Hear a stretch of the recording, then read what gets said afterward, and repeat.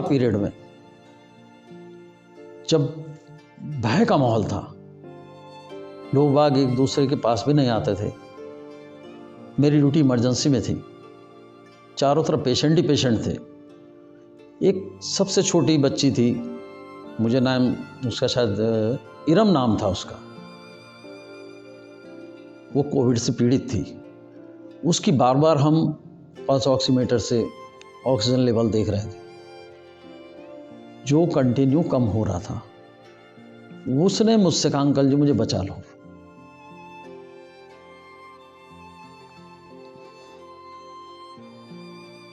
Welcome to the new episode of behind the jobs. तो जैसा आपने हमारी लास्ट वीडियो में देखा था, हमारे साथ थे जिम ट्रेनर, जिन्होंने हमें जिम लाइफ के बारे में और हेल्थ के बारे में काफ़ी कुछ बताया था। सो आप सबके कमेंट्स को लेकर हमने काफ़ी सोचा और आपके काफ़ी कमेंट्स थे कि हमको थोड़ा सा मेडिकल लाइन की तरफ जाना चाहिए। तो उन सबको देख के आज जो हमारे साथ हैं वो बिजनौर डिस्ट्रिक्ट के डिस्ट्रिक्ट हॉस्पिटल के एक सीनियर फार्मासिस्ट हैं, जो आज हमारे साथ होने वाले हैं। सो सर, धन्यवाद दीपांशु। सबसे पहले मैं आपको और आपकी पूरी टीम को बधाई देना चाहूँगा जो आपने मुझे अपने स्टूडियो में आमंत्रित किया। मेरा नाम राजेश कुमार रवि है और मैं यहाँ डिस्ट्रिक्ट हॉस्पिटल बिजनौर में सीनियर फार्मासिस्ट हूँ। So sir, in our district hospital as a senior pharmacist, तो एज अ सीनियर फार्मासिस्ट आपकी काफ़ी सारी ड्यूटीज़ होती होंगी और हॉस्पिटल में डिस्पेंसरी का हो गया है, मेडिकल का हो गया है और जो वीआईपीज़ होते हैं उनके लिए आपकी सारी ड्यूटीज़ रहती होंगी। तो सर थोड़ा इसको एक्सप्लेन कीजिए हमारे सामने। हाँ दीपांशु जी, जैसे कि आपने पूछा हमारी क्या क्या सेवाएं रहती हैं। एक्चुअली हम जो हैं डॉक्टर और मरीज के बीच की कड़ी होते हैं। डॉक्टर जैसे पेशेंट को देखता है, उनको डायग्नोज करके वो उपचार लिखते हैं, उसके बाद पेशेंट फार्मासिस्ट के पास आता है, क्योंकि मेडिसिन देने का काम फार्मासिस्ट का ही है, जो एक बहुत महत्वपूर्ण काम है। उसका काम सिर्फ देने का ही नहीं होता है, प्रॉपर्ली उसको मेडिसिन को कैसे लेना है, कितनी मात्रा में लेना है, ये सब बातें निर्भर करती हैं, तभी जाके पेशेंट को पूरा लाभ मिलता है उसकी। और ये डोज डिसाइड जो करता है वो फार्मासिस्ट ही करता है कि उसको कोई छोटा बच्चा है तो उसका कितना वेट है, कितनी एज है, उसके अकॉर्डिंग उसकी जो है डोज सेट की जाती है। तो जो भी दवाइयाँ दी जाएंगी वो फार्मासिस्ट द्वारा ही दी जाती हैं। और मैं यह भी बताना चाहूँगा, क्योंकि आजकल होता क्या है, पेशेंट जो भी हो अपने आप को बीमार समझा डायरेक्ट मेडिकल स्टोर से दवाई जाके ले लेते हैं और उसको खाना शुरू कर देते हैं, जो कि हेल्थ के लिए बहुत ही नुकसानदायक है। प्रॉपर जो आपका फार्मासिस्ट है दवाई के संबंध में उसी से जानकारी ले कि उसको कैसे लेना है, तभी आपको पूर्ण लाभ मिलेगा। तो जैसा अभी हमें सर ने बताया कि अगर हम बीमार होते हैं या हमको कोई प्रॉब्लम आती है तो हम सीधा मेडिकल स्टोर पे ना जाके पहले किसी फार्मासिस्ट या डॉक्टर से कंसल्ट जरूर करें, क्योंकि उससे हमारा ही फ़ायदा है। सर मैं नेक्स्ट आपसे यही पूछना चाहूँगा, थोड़ी जो मेडिकल हमारी सेवाएं होती हैं उनके बारे में बताइएगा। बेसिक चीज़ें तो ये हैं, यदि कोई भी बीमार होता है सबसे पहले वह अपने डॉक्टर्स को दिखाए।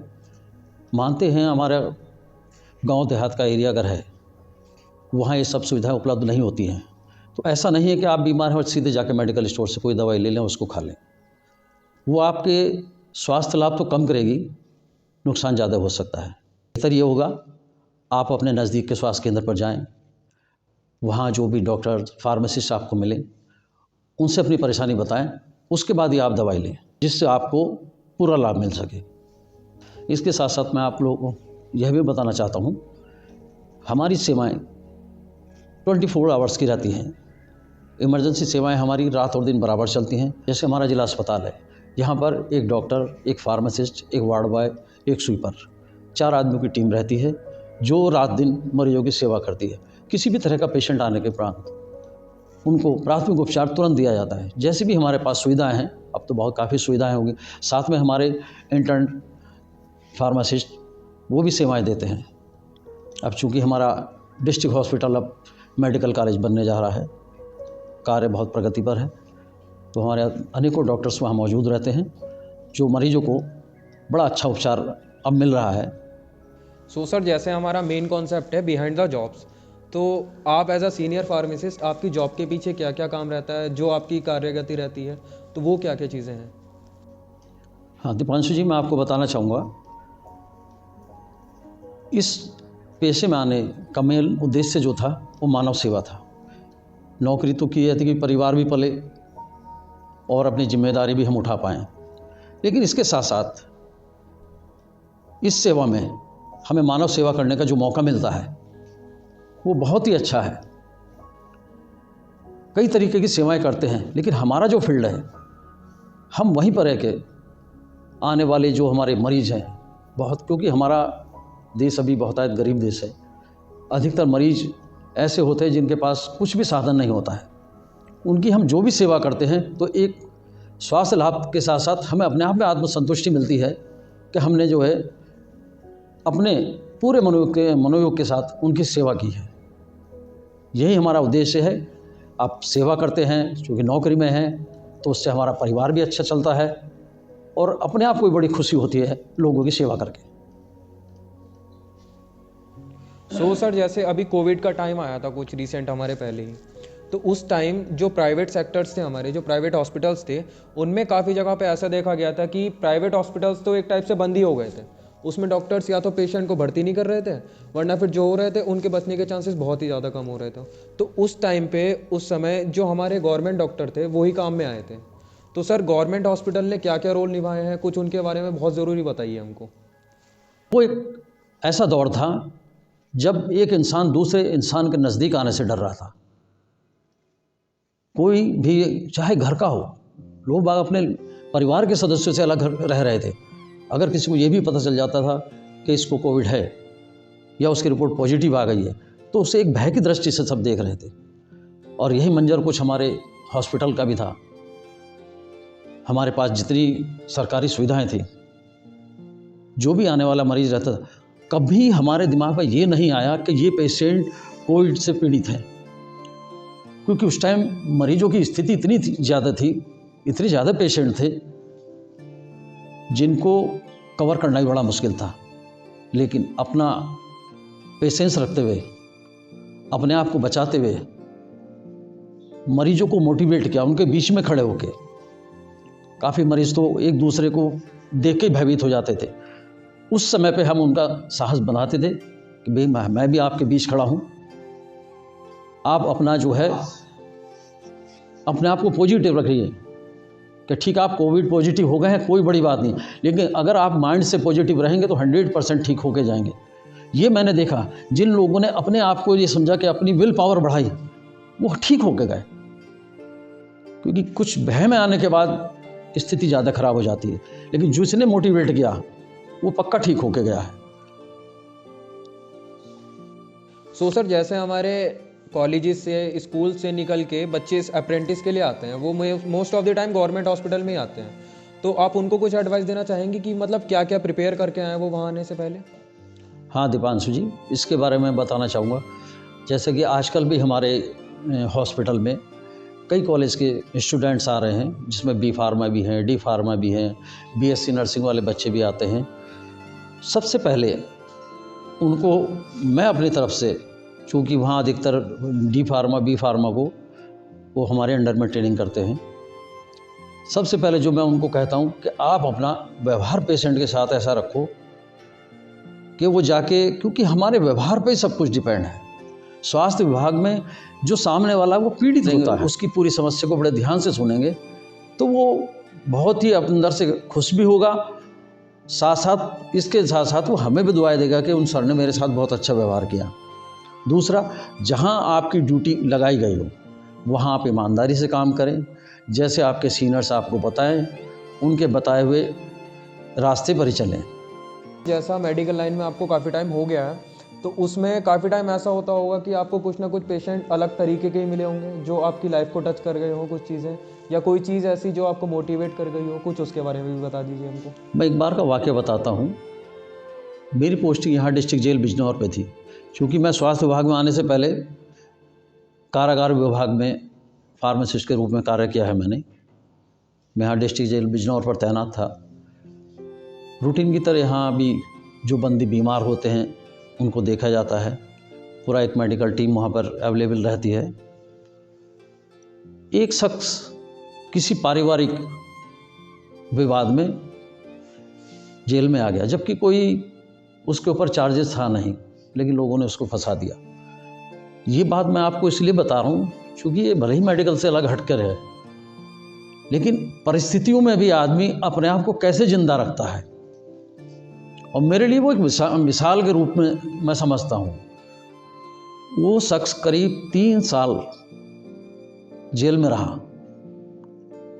कहते हैं कि जेल में रह के तो अच्छे अच्छे बिगड़ जाते, लेकिन नहीं, अपना आपका दृढ़ संकल्प होना चाहिए। आप कहीं भी रहें, अपने आप को नहीं बदल सकते, लेकिन आप अपने आप में कितने मजबूत हैं ये आप पर डिपेंड करता है। उस शख्स ने जेल में रहते ही रहते LLB की। LLB करने के बाद आज की तारीख में वो बहुत अच्छे वकील हैं। मैं जब भी मिलता हूँ उनसे, ये बात मैं हमेशा उनसे कहता हूँ और दूसरे के सामने भी मैं उनका उदाहरण रखता हूँ। 3 साल की पढ़ाई करना और ऐसे माहौल में जहाँ कोई माहौल ही नहीं होता है, जहाँ चारों तरफ हा हुल्ला मचता हो, लेकिन अपने आप को एकाग्र रखना बहुत बड़ी बात है। दूसरी बात मैं यह बताना चाहूँगा, कोरोना पीरियड में जब भय का माहौल था, लोग बाग एक दूसरे के पास भी नहीं आते थे। मेरी ड्यूटी इमरजेंसी में थी, चारों तरफ पेशेंट ही पेशेंट थे। एक सबसे छोटी बच्ची थी, मुझे नाम उसका शायद इरम नाम था उसका, वो कोविड से पीड़ित थी। उसकी बार बार हम पल्स ऑक्सीमीटर से ऑक्सीजन लेवल देख रहे थे, जो कंटिन्यू कम हो रहा था। उसने मुझसे कहा, अंकल जी मुझे बचा लो।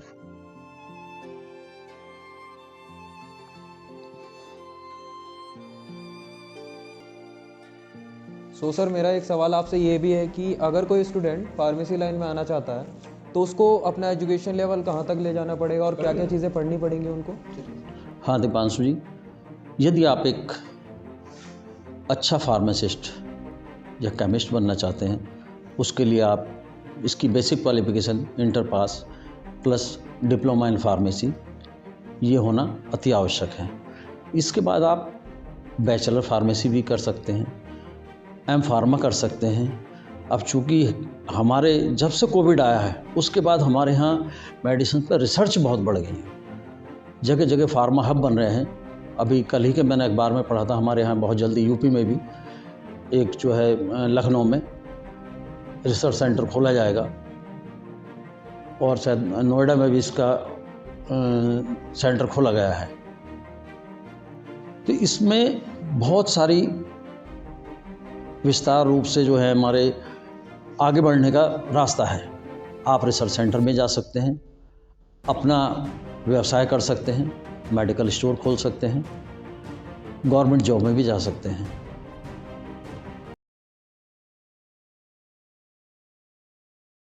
एक बहुत ही अच्छे फार्मासिस्ट होने के साथ साथ सर आप एक अच्छे कवि और एक लेखक भी हैं, तो कुछ अपनी पंक्तियां सर हमको भी सुना दीजिए अच्छी सी। हाँ दीपांशु जी, जैसे कि आपने बताया कि मैं अच्छा लेखक या कवि हूँ, ऐसा तो नहीं, बस हाँ ये है कि कभी कभी बैठ जाता हूँ, कुछ पंक्तियाँ अपने आप बनने लगती हैं। ऐसे में एक दिन नाइट ड्यूटी करके घर आया और आके अपना सामने चेयर पर बैठ गया। सामने दीवार पर मदर फादर का फ़ोटो लगा था, बैठे बैठे बस लिखना शुरू कर दिया। वो पंक्ति में एक कविता बन गई अपने आप ही, जो सब जहन में आते गए वो मैं लिखता गया। मैं आपको पढ़ के सुनाता हूँ, जो मैंने माँ के ऊपर लिखी है और अपने आप को उसमें ढाला है। माँ बैठे बैठे तुझे देख मैं यूँ मुस्कुराया, मानो मेरा बचपन फिर लौट आया। हो जाऊँ कितना भी बड़ा मैं, तेरी गोद में सिमट जाता हूँ। रख तेरी गोद में सिर पल्लू के साए में, हो दुनिया से बेखबर नींद में गहरी सो जाता हूँ मैं। कब तूने चलना बोलना सिखाया, समझना भी चाहूँ नहीं समझ पाता हूँ मैं। कर बचपन को याद बहुत गुदगुदाता हूँ मैं। बुलाती थी मुझको नहीं सुनता था मैं, बुलाती थी मुझको नहीं सुनता था मैं। सुन तू है बहुत बदमाश अभी आती हूँ मैं। माँ तेरा बदमाश बड़ा और समझदार हो गया, माँ तेरा बदमाश बड़ा और समझदार हो गया। बदमाश में ममता भरी आवाज़ नहीं सुन पाता हूँ मैं। देख रहे हैं पापा मुझको देख रहे हैं पापा मुझको यूं स्नेह भरी निगाहों से। था बचपन में कितना जिद्दी चंचल, बहुत समझदार मैं उनको दिखता हूँ मैं। था बचपन में कितना जिद्दी और चंचल, बहुत समझदार उनको दिखता हूँ मैं। है आँखों में आंसू और मन है भारी, है आँखों में आंसू और मन है भारी। बैठकर यूं ही आज अकेला मैं याद तुम्हारी लिखता हूँ। बुलाना चाहूँ मैं कितना ही, बुलाने पर नहीं आओगे। बुलाना चाहूँ मैं कितना ही, बुलाने पर नहीं आओगे। करो मुझसे ये वादा, जब याद तुम्हारी मुझे आए, मेरे सपनों में मुझसे मिलने आओगे। लेना समेट अपने आंचल में मुझको, लेना समेट अपने आंचल में मुझको। बचपन में फिर खो जाऊँ मैं, इसने भरा सिर पर हाथ हो आपका, कर याद तो मैं गहरी नींद में सो जाऊँ मैं। तो सर, जैसा भी आपने बताया था कि आप स्वास्थ्य विभाग से पहले कारागार विभाग में भी थे, तो वहाँ का कुछ ऐसे किस्सा या फिर कोई कहानी है जो आप हमसे शेयर करना चाहेंगे? क्योंकि मेरी एज ए फार्मासिस्ट सबसे पहली पोस्टिंग डिस्ट्रिक्ट जेल टिहरी में हुई थी 24 अप्रैल 1990 को। दिमाग में ये था ही नहीं कि वहाँ क्या होगा, कैसे होगा। मैंने वहाँ ज्वाइन किया, बड़ा अजीब सा लगा, क्योंकि अब तक जेल का नाम सुना था कि बहुत भाई जेल में जाते बड़े बड़े क्रिमिनल रहते हैं और बहुत ख़राब माहौल रहता है। लेकिन वहाँ सेवा करने के बाद ऐसा लगा कि कोई ज़रूरी नहीं कि हर आदमी क्रिमिनल ही हो। कुछ लोग पारिवारिक मजबूरी में या किसी अनचाहे विवाद में भी जो है बंद हो जाते हैं या उन पर चार्जेस लग जाते हैं, जो जेल में आ जाते हैं। जेल की बात है, अब वो मजाक भी है। वो वाक़या मुझे कभी दिमाग में आता है तो हंसी भी आती है। हुआ क्या, मैं हॉस्पिटल, क्योंकि जेल के अंदर ही होता है, मैं हॉस्पिटल में बैठा हुआ था। शाम का समय था। बंदी जो भी तबीयत जिनकी ख़राब थी, क्योंकि वहाँ पे कोई डॉक्टर तो तैनात थे नहीं, वो time to time PSC Tehri से आते थे। मैं पेशेंट को देख रहा था, जो भी प्राथमिक उपचार दिए जाते हैं उनको दे रहा था। एक बंदी करीब 5 साढ़े 5 का समय रहा होगा, दवाई लेने आया। वो चुपचाप खड़ा था, क्योंकि उससे आगे और बंदी जो थे वो दवाई ले रहे थे। वो अपना लाइन में लगा हुआ खड़ा था चुपचाप। और तभी जो है, मैं जेल के बंदी रक्षक बोलते हैं, जो वहाँ पे उनको चाहे सिपाही कहो, कि वहाँ उनको बंदी रक्षक बोला जाता है। वो आते ही उसने जो है एक डंडा उस बंदी को मार दिया। बोले चलो यहाँ से। पता नहीं उस बंदी के दिमाग में क्या आया, उसने पलट के उस सिपाही को यूं उठा के कंधे पे लादा और ले जाके बैरिक में पटक दिया। मैं सोचता रह गया कि इसमें इतनी जान कहाँ से आ गई, पतला दुबला समरे। उसके बाद उस जो बंदी रक्षक था उसका नाम द्वारिका प्रसाद था। बाद में जब जेल लॉकअप हो चुकी, बाहर आए, मैंने हंसते हुए द्वारिका प्रसाद से कहा भी, मैंने द्वारिका प्रसाद, आज तो मैंने कहा पुलिस पे बंदी भारी पड़ गया था। नाम भी बिल्कुल ऐसी था, द्वारिका प्रसाद, बिल्कुल द्वार की रक्षा करने वाली। मेरा लास्ट क्वेश्चन यही है आपसे कि कुछ ऐसी फार्मेसी की हमको इन्फॉर्मेशन जो कॉमन आदमी को जाननी चाहिए या पता होनी चाहिए अपनी मेडिसिन के बारे में, कौन सी लेना चाह रहे हैं, कुछ उसके बारे में बता दीजिए। व्यक्ति अपने आप दवाई लेते हैं, वे दवाई स्वयं न लें। अगर आपको कोई परेशानी है, कोई बीमारी है, अपने डॉक्टर से संपर्क करें, उसके पश्चात ही दवाई लें। और दवाई के बारे में जो भी जानकारी चाहिए अपने फार्मासिस्ट से लें, क्योंकि फार्मासिस्ट ही एक ऐसा व्यक्ति होता है जो आपको दवाई के बारे में विस्तार पूर्वक बता सकता है। क्योंकि कहते हैं ना कि वो ताकत की दवाई है, ये दवाई ताकत की नहीं होती। जो भी दवाई बनी है वो बीमारियों के लिए बनी है। बीमार रहते हुए जो सारी कमज़ोरी आती है उसके साथ सप्लीमेंट लगा दिए जाते हैं, मल्टीविटामिन लगाते हैं, जिनको आम भाषा में सब ताकत की बोलने लगते हैं। अगर ये ताकत की होती दवाइयाँ तो फिर इतना अच्छा खाने पीने की क्या ज़रूरत थी। तो मेरा तो यही कहना रहेगा, दवाई कम से कम लें, जो भी लें संबंधित डॉक्टर को दिखाने के बाद ही लें, जो आपके स्वास्थ्य के लिए अति उत्तम है। कुछ हमें इसका भी बताइए, आप इतने जॉली मूड में रहते हो हमेशा, मतलब पेशेंट के साथ भी आप हंसते खेलते ही बात करते हैं, तो ये क्या क्या राज क्या है इस चीज़ का, इतने खुश रहने का पीछे? देखो, खुश रहना जीवन में बहुत ही आवश्यक है। ठीक है, ज़िंदगी में बड़े उतार चढ़ाव आते हैं, लेकिन आपको हमेशा सकारात्मक रहना चाहिए।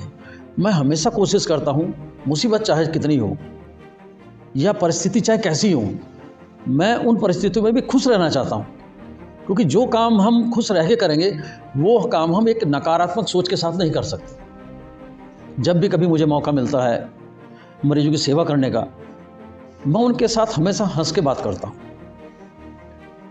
उनसे भी यही कहता हूँ कि आप बीमार हो, कल तक ठीक हो जाओगे। एक डॉक्टर का या एक मेडिकल से संबंधित व्यक्ति का मरीज से ये कह देना कि आप बिल्कुल स्वस्थ हो जाओगे, उससे बहुत सारी ऊर्जा देता है, क्योंकि उससे जो है सामने अपने खड़ा जो है, जो उसका इलाज कर रहा है, उसकी आंखों में उस अपना जीवन दाता नज़र आता है। इसलिए हमेशा आप जब भी किसी से बात करें, हंस के करें, मुस्कुरा के करें, और अपने जीवन में भी हमेशा खुश रहें। मैं कभी घर पर अगर अकेला भी होता हूँ, कभी उदासी भरे गाने कभी नहीं सुनता, हमेशा जॉली मूड के, और ज़्यादा हुआ तो अपने आप अकेले ही डांस करने लगे। कुल मिला के हमेशा अपने आप को मैं एक्टिव और खुश रखने की कोशिश करता हूँ, और यही मेरे जीवन का राज है कि जब भी आप देखोगे तो चेहरे पर ऐसी ही खुशी पाओगे। सो गाइज, ये थी आज की वीडियो जिसमें हमें काफ़ी कुछ फार्मेसी के बारे में जानने को मिला है। और अगर आपको वीडियो पसंद आई हो तो प्लीज़ लाइक कीजिएगा और सब्सक्राइब कीजिए हमारा चैनल। और जो भी आपको नेक्स्ट हमारे गेस्ट चाहिए वो हमको कमेंट सेक्शन में ज़रूर बता दीजिए। Thank you.